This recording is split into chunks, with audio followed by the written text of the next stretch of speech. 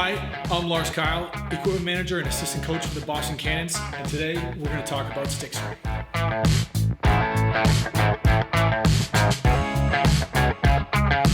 In order to string your stick, a couple things you're going to need is obviously the head that you're going to string. I prefer to string my sticks while on a shaft. Piece of mesh that you like, some sidewall string to do your top strings and your sidewalls, your shooting strings to put your shooters in at the very end, and all the tools that you're going to need to do the job. First thing that I'm going to do is I'm going to make sure, take the mesh that I like, I fold the top over a little bit just to have it set up perfectly the way that I want it to be attached on the head. And I always like doing my top strings from the middle and working all the way out. That way I have it symmetrical and even all the way. And this is how we do it.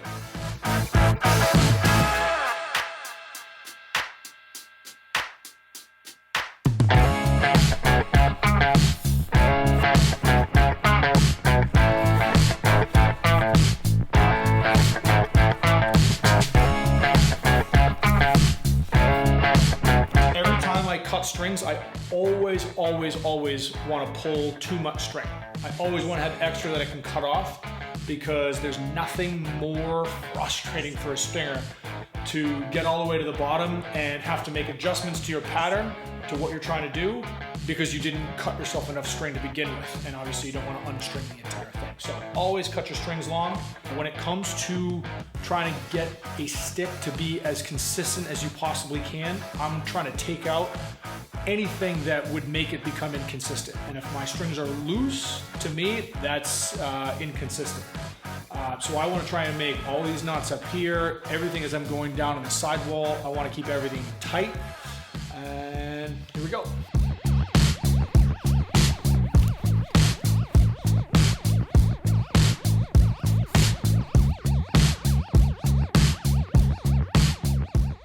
One of the things that you need to pay the most attention to right after you string it is making sure you break the pocket in as much as possible right away.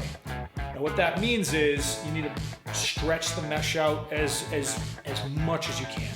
And so the best thing that I have found in order to do that is I use a wooden baseball bat.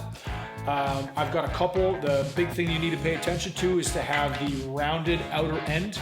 It doesn't have to be perfectly rounded the way a lacrosse ball would be, but as long as it's about the same size as a ball and rounded, doesn't have that concave shape on the end, it should be able to do the trick.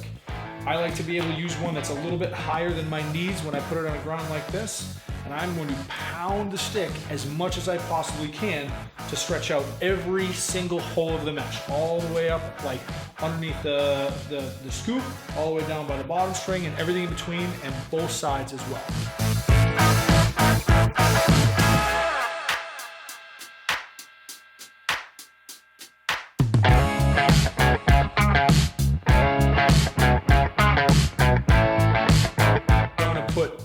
Two straight shooting strings, and I'm going to keep them a little on the higher side because I don't want the shooters to affect how it throws too much, but I want it to create a little bit of shape and a little bit of structure here in the top underneath the scoop, so that like right when he's getting ready to pull it really hard, they're really pulling against those shooters, and it gives it a little bit of extra snap as the ball's coming out.